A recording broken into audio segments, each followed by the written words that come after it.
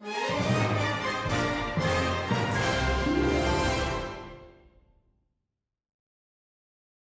वज़ीर-ए-आज़म इमरान खान ने एक नई बात कर दी है। उन्होंने कहा कि मनी लॉन्ड्रिंग इस वजह से नहीं रुक रही कि हुदैबिया मिल्स का केस जो है वो मेरिट पर डिसाइड नहीं हुआ। ये याद रहे कि हुदैबिया मिल्स का केस जो 2000 से शुरू हुआ, जनरल परवेज़ मुशर्रफ के दौर के अंदर मनी लॉन्ड्रिंग के ऊपर फोकस करता रहा। अगरचे मनी लॉन्ड्रिंग का जो कानून है वो 2010 के अंदर कहीं जाकर आया। 2014 में लाहौर हाई कोर्ट ने इस केस को, जिसके अंदर 1.2 बिलियन रुपए की मुबैना मनी लॉन्ड्रिंग हुई थी, जिससे मुराद ये कि आपने फ्रंट कंपनियां बनाई थी और पैसे उसके अंदर मूव किए थे, उसके बाद उसको लिजिटमाइज किया था, उस पैसे को मुल्क से बाहर भेजा था। लाहौर हाई कोर्ट ने उसको क्वाश कर दिया। नेशनल अकाउंटेबिलिटी ब्यूरो ने इस केस को चैलेंज नहीं किया। जब इलेक्शन करीब आया और पनामा का दौरा हुआ तो सबको ये केस याद आ गया, दोबारा से रिवाइव हुआ। सुप्रीम कोर्ट के 3 मेंबर बेंच ने इस केस के ऊपर जो फैसला दिया उसने उस तमाम स्टैंड को तहस नहस कर दिया जो उस वक्त सियासी तौर पर राइज हुआ था। उसके बाद नैब इस डिसीजन के अगेंस्ट गई अपील के अंदर और सुप्रीम कोर्ट के बेंच ने इसको नलीफाई कर दिया और बड़े लेजिटमेट और वेटी इसके ऊपर जो है पॉइंट्स उठाए। अब इमरान खान ये कहते हैं क्योंकि हुदैबिया का केस इस तरीके से डिसाइड हुआ है, लिहाजा ये मॉडल बन गया और मनी लॉन्ड्रिंग नहीं रुक रही, जिससे आप मंतकी नतीजा ये निकाल सकते हैं कि चूंकि मनी लॉन्ड्रिंग नहीं रुक रही, लिहाजा मुल्क के अंदर डॉलर्स की कमी है और मुल्क बहरान का शिकार है। ये एक उन्होंने ताना बाना जोड़ा। ये बड़ा एक दिलचस्प अमर है कि मुल्क के अंदर मसाइल की वजूहात हर हफ्ते चेंज होती रहती। कभी मसाइल की वजह ये बताई जाती थी कि रूलर निकम्मे हैं, कभी ये बताई जाती थी कि रूल्स करप्ट हैं, कभी ये कहते थे कि इदारे काम नहीं कर रहे, कभी ये कहते थे कि जब एक अच्छा लीडर आएगा तो आवाम का एतमाद बढ़ेगा और हर तरफ से डॉलर्स की बारिश होगी, कभी ये कहते थे कि हमारे आते ही मनी लॉन्ड्रिंग अज खुद रुक जाएगी। लेकिन अब हमें पता चला है कि जी हुदैबिया केस का फैसला जो है उसकी वजह से चूंकि मनी लॉन्ड्रिंग नहीं रुक रही, चुनाचे मुल्क के अंदर हालात बड़े ख़राब हैं। अब ये तरीका वारदात क्या है, ये जो एक डिसेप्शन क्रिएट की जाती है, एक डिस्ट्रैक्शन क्रिएट की जाती है, इसकी वजाहत के लिए आपको जो पंजाब की वज़ीर सेहत है डॉक्टर यास्मीन राशिद, उनका ये पहले जवाब सुनना होगा, जो एक मुकम्मल तौर पर कैप्सूल फॉर्म में आपको डिस्ट्रैक्शन की स्ट्रेटजी को खोल के बयान करता है। तो पहले आप उनका ज़रा जवाब सुन लें जब उनसे दवाइयों की कीमतों के बारे में सहाफ़ियों ने सवाल किया, और उस इंटरेक्शन का तज्ज़िया हम करेंगे और आपको समझ आ जाएगी कि ये बार बार हर हफ्ते जो वजाहत तब्दील की जाती है अपनी नाकामी और निकम्मेपन को छुपाने के लिए, उसके पीछे मंतक क्या है और ये साइंस काम किस तरह करती है। जो आम मेडिसिन है अगर वो 100 रुपए की है, वो 400 की हो गई है, तो गरीब कैसे कमाएगा? नहीं, एक बात सुनिए, सबसे बड़ी ये बात है कि एक बात आप तहिया कर लीजिए कि आम मेडिसिन जो है ना उसकी कीमत नहीं बड़ी उन मेडिसिन की कीमत है जो आपकी एसेंशियली आपको किसी ऑपरेशन के दौरान ज़रूरत होती है, इमरजेंसी के दौरान ज़रूरत है, उनकी बड़ी है। ठीक है, अब जब रेथ्रोसिन तो ऑपरेशन के दौरान नहीं जरूरत होती मैडम, 900 रुपए की कर दिया गया फी पैकेट 400 रुपए से, वो कौन से ऑपरेशन में यूज होती है ये बताइएगा। अच्छा, वैसे मैं एक बात आपको बताऊं, अगर हमने सारे अपना पंजाब का बजट भी दे दे ना तो मेडिसिन तो मैंने तो आपको बता दिया ना एक दफा। मेरा ख्याल है एक तो अपना नहीं, एक सेकंड रवैया नहीं, ये गरीब का ही सवाल है। मैं आप आराम से बात करें उसे, मैं तो आपसे नहीं लड़ रहा, मैं तो आराम से नहीं, पहले देखिए मैं बड़े कम तो ना कीजिए ना प्लीज, आप हमें गाइड तो ना नहीं, मैं बात नहीं, मैं आपसे सवाल आपको मैंने जवाब दे दिया। आई ऑलरेडी गिवन इट कि जी हमें मैं कोई मैंने सिर्फ जवाब मैंने कहा कि ऊंची बात ना करें, मैं तो ऊंची बात चलो आंसर आप जी मैंने आपको ये बताया है कि हमारी पूरी कोशिश है कि जो बंदा अफोर्ड नहीं कर सकता उनको हम कार्ड्स दे दें ताकि वो अपनी दवाई भी उससे ले सके। ठीक है, कार्ड्स का इशू, कार्ड्स का हमारे साथ मैंने आपको बताया कि कीमतों में जो बढ़े हैं वो फेडरल गवर्नमेंट की, फेडरल में भी तो आपकी गवर्नमेंट है। नहीं जी, ठीक है, तो मैंने आपको बताया कि ये बात उनके सामने बार बार रेज की है और उनको कहा है कि इसके ऊपर आप नजरसानी करें और देखें कि हम किस तरह मेडिसिन रिड्यूस कर सकते हैं और कोशिश करें। अच्छा मैडम, एक मेरा सवाल है, बड़ा अहम सवाल है। तो बुनियादी सवाल ये था डॉक्टर साहबा से कि दवाइयों की कीमतें जो है वो क्यों बढ़ी हैं। तो पहला जवाब उनका यह था कि तमाम दवाइयों की कीमतें नहीं बढ़ी।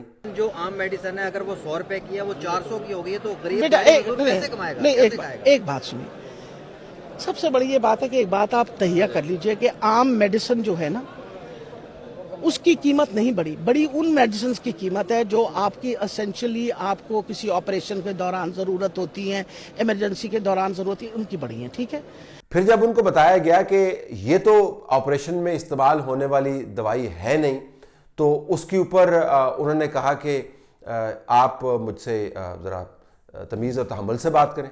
अब जब एरिथ्रोसिन तो ऑपरेशन के दौरान नहीं जरूरत होती मैडम, 900 रुपए की कर दिया गया फी पैकेट 400 रुपए से, वो कौन से ऑपरेशन में यूज होती है ये बताइएगा। अच्छा, वैसे मैं एक बात आपको बताऊं, अगर हमने सारे अपना पंजाब का बजट भी दे देना तो मेडिसिन तो मैंने तो आपको बता दिया ना एक दफा। मेरा ख्याल है एक तो अपना नहीं, एक सेकंड रवैया नहीं, ये गरीब का ही सवाल है। मैं आप आराम से बात करें उसे, मैं तो आपसे नहीं लड़ रहा, मैं तो आराम से नहीं पहले देखिए मैं बड़े कम तो ना कीजिए ना प्लीज, आप हमें गाइड तो ना नहीं, मैं बात नहीं, मैं आपसे सवाल करूंगा, आपको मैंने जवाब दे दिया। आई ऑलरेडी गिवन इट कि जी हमने मैं कोई मैंने जवाब मैंने कहा कि ऊंची बात ना करें, मैं तो ऊंची बात यानी इखलाकी मार मारने की कोशिश की और सवाल को वहां से भगाने की कोशिश की। जब सवाल वहां से भागा नहीं, सवाल करने वाला अपनी जगह पर जमा रहा, तो फिर जवाब ये आया कि हमारा ख्याल है कि जो लोग अफोर्ड नहीं कर सकते उनको हम हेल्थ कार्ड दे दें।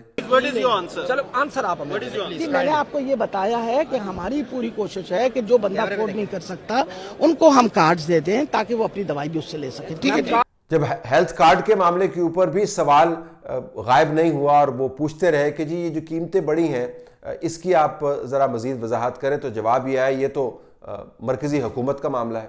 इश्यू कार्ड्स का हमारे साथ थोड़ा फरमा दीजिएगा। मैंने आपको बताया कि कीमतों में जो बढ़े हैं वो फेडरल गवर्नमेंट की, फेडरल में भी तो आपकी गवर्नमेंट है। नहीं जी ठीक है, तो मैंने आपको बताया कि ये बात उनके सामने बार बार रेज की है और उनको कहा है कि इसके ऊपर आप नजरसानी करें और देखें कि हम किस तरह मेडिसिन रिड्यूस कर सकते हैं और कोशिश करें। और जब मरकजी हुकूमत के मामले के ऊपर भी कोई वजाहत बन ना पाई तो उसके बाद जवाब खत्म कर दिया और वहां से चल बनी। अच्छा मैडम, एक मेरा सवाल है, बड़ा अहम सवाल है, बड़ा अहम सवाल है, मेरा छोटा सा सवाल है। अब ये 5 स्टेजेस हैं इसके अंदर, एक छठा स्टेज भी है जिसके ऊपर मैं आपको अभी थोड़ी देर में बताऊंगा। ये 5 स्टेजेस बड़े वाजे हैं। एक तो आपने सवाल का जवाब जो है वो गलत देना है। अगर सवाल का जवाब गलत जो है लोगों को पसंद नहीं आया तो फिर आपने जवाब की नौयत तब्दील कर देनी है। जब जवाब की नौयत तब्दील करने से भी लोग मुतमईन नहीं हो तो फिर आपने मुद्दा किसी और के ऊपर डाल देना है। अगर वो भी कामयाब ना हो रहा हो तो इखलाकी मार मारनी है। आपने बताना है कि आप फलां बंदे के लिए काम कर रहे हैं, आप बदतमीज़ हैं और आप गैर इखलाकी बातें करें वगैरह वगैरह, लंबा चौड़ा एक। अगर वो भी बात नहीं हो तो बात को इनकन्क्लूसिव छोड़कर आगे निकल जाना। ये अब 5 स्टेजेस हैं उस डिस्ट्रैक्शन की स्ट्रेटजी के जिसके ज़रिए अवाम को कन्फ्यूज़ किया जाता है।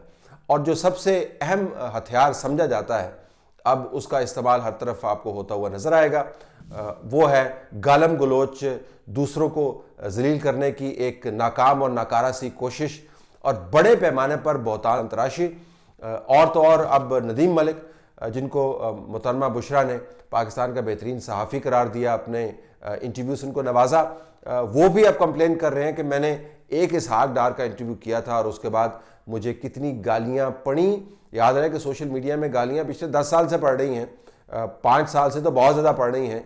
नदीम मलिक ने एक इंटरव्यू किया इसहाक डार का तो उसके ऊपर उनको गालियां पड़ी और गालियां किसने दी ये भी देखिए। 4 दिन इतनी गालियां मैंने खाई हैं, इतनी गालियां खाई हैं कि इसहाक डार का इंटरव्यू क्यों हुआ। क्या ये तरीकाकार जेब देता है किसी रूलिंग पार्टी को कि एक इंडिपेंडेंट जर्नलिस्ट को इसलिए गालियां निकाली जाए कि उसने एक इंटरव्यू कंडक्ट किया जिसमें वो कह रहा है कि आपकी ये एक्सचेंज रेट पॉलिसी पार्टी से तो किसी ने आपको गालियां नहीं दी। ये it is entirely accounts linked with PTI social media teams. आपको मैं लिस्ट निकाल के छाप के दे देता हूँ। नहीं वो आप छाप के जरूर दे। क्या हुक्मरान जमात के लिए ठीक है कि वो अपने सोशल मीडिया के उन बच्चों को, उन ट्रॉल को मैं कुछ नहीं कहता, बेचारों की 30-30 35-35 हज़ार रुपये की नौकरी है, उनकी मजबूरी है, मैं उनको कुछ नहीं कहता।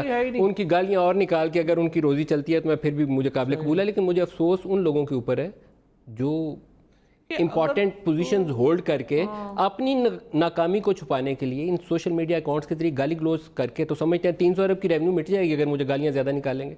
पहले तो आप अपने इन अकाउंट्स के ऊपर जाकर रोकिए इनको। हमारे नहीं है, मैं 101% ऑन एयर कह रहा हूँ कि ये पीटीआई के अकाउंट पीटीआई के लड़के और पीटीआई के लोगों ने उनको फ़ोन कर करके, मैं अब ऑन एयर नाम लेता मुनासिब नहीं लगता, लेकिन ये तरीकाकार बहरहाल देखिए मुरवजा का हो, जो दुनिया में मुहज़्ज़म माशरे के का असूल है। हो, तो बस साबित ये हुआ कि इस मुल्क के अंदर इस हुकूमत के छाते के तले बेहतरीन वक्त गुजारने की जो स्ट्रेटजी है वो ये है कि किसी बात का कोई जवाब ना दें, गलत जवाब दें, गलत जवाब के ऊपर अगर कोई मुठभेड़ हो जाए तो गालम गलूच के ऊपर रिलाय करें, और गालम गलूच से जब बात नहीं बने तो जवाब यकसर तब्दील कर दें, अगर उससे भी बात नहीं बने तो तमाम मामलात लपेट कर किसी और तरफ निकल जाएं। आसिफ, ये फरमाइए, नैब ने तहकीकात का आगाज़ किया, आप पेश होंगे?